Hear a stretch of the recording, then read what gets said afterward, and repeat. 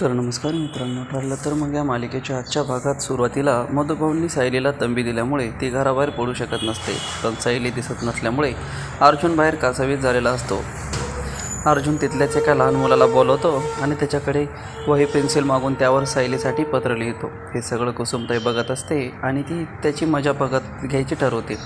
सायलीची विचारपूस करण्याच्या बहाण्याने तो छोटा मुलगा त्यांच्या घरी जातो आणि सायलीबद्दल विचारतो. तेव्हा कुसुम त्याला म्हणते की तो बाहेर बसलेल्या दादाने तुला पाठवला आहे ना. तेव्हा सायलीला समजतं की अर्जुन बाहेर बसला आहे. सायली बाहेर काही येत नाही असं तो तिला विचारतो. तेव्हापासून काही सांगते असे तुझे पप्पा तुला शिक्षा करतात ना, तसंच सायली ताईच्या पप्पांनी सुद्धा तिला शिक्षा केली आहे, म्हणून ती घराबाहेर पडू शकत नाही. हाच निरोप तो मुलगा अर्जुनला जाऊन देतो. सायलीला भेटण्यासाठी अर्जुन वेगवेगळ्या शक्कल लढवत असतो.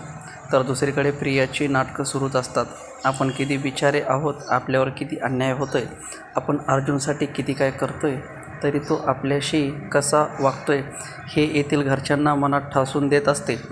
तर घरचेही तिच्या नादाला लागून तिचे सांत्वन करत बसलेले असतात. कल्पना म्हणते की यापुढे तू दुःखी होणार नाहीस, याची जबाबदारी आमची. प्रिया मुद्दाम रडतच स्वतःच्या खोलीमध्ये जाते. खोलीत गेल्यावर ती मस्त गेम खेळत बसलेली असते.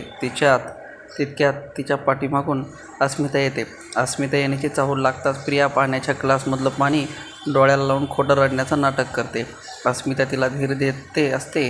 तेव्हा ती म्हणते की या घरात तुझ्या इतकं वजन कोणालाच नाही, तुझा शब्द सगळे पाळतात, त्यामुळे तू घरच्यांना समजाव की तुला या घरात तुझी वहिनी म्हणून मीच हवी आहे. अस्मिताला चण्याच्या झाडावर चढवल्यावर तिला हुरूप येतो. समजवायला निघते. अस्मिता गेल्यावर प्रियाला तिच्या मूर्खपणाचं हसू येतं. पण ती कामाची असल्यामुळे तिला असंच चढवावं लागणार असं ती मनातल्या मनात म्हणते.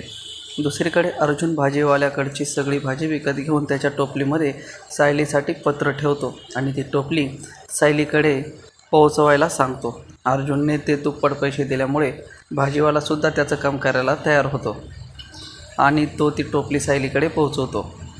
सायलीला काही समजत नाही. अचानक एवढी भाजी आपल्याकडे आलीच कशी? ती भाजी चाळते तेव्हा तिला त्यात पत्र दिसतं. अर्जुन तिला भेटायला बोलवत असतो. तिला बघितल्याशिवाय त्याचा दिवस चांगला जाणार नाही, त्यामुळे तिची एक झलक त्याला पाहायची असते. सायली फार वेळ लागते तेव्हा कुसुमताई तिला चिडू लागते. सायलीसुद्धा अर्जुनची मजा घ्यायची ठरवते. मुद्दाम अर्जुनला तरसवून ती आपल्या बायकोसाठी काय काय करतो हे तिला पाहायचं असतं. एवढं पत्र पाठवूनसुद्धा सायली बाहेर येत नाही. पण अर्जुन आणखी एक चिठ्ठी लिहितो आणि तिच्या बाहेर वाळत घातलेल्या ओढणीला अडकून ठेवतो. इतक्यात पतंग स्पर्धेत त्याला मदत केलेली स्त्री तिथे येते. अर्जुनचं कौतुक करत असते की तो आपल्या बायकोसाठी किती काय काय करतो. पण मधुभाऊमुळे त्याला त्रास होत आहे, तरीही अर्जुन मधुभाऊंबद्दल उलट बोलत नाही आणि तो त्यांच्याबद्दल चांगलंच बोलतो आणि तिच्याकडे एक मदत मागतो. तो ती ओढणी आणि ती चिठ्ठी सायलीपर्यंत पोहोचवायला सांगतो. तसं ती करते आणि जाता जाता सायलीला म्हणते की तुमचा नवरा तुमच्यावर किती प्रेम करतो, तुम्ही अगदी मेड ऑफ इच अदर आहात. तर मित्रांनो, येणाऱ्या पुढील भागात आपण पाहूया की कशा प्रकारे सायली अर्जुनची मजा घेते.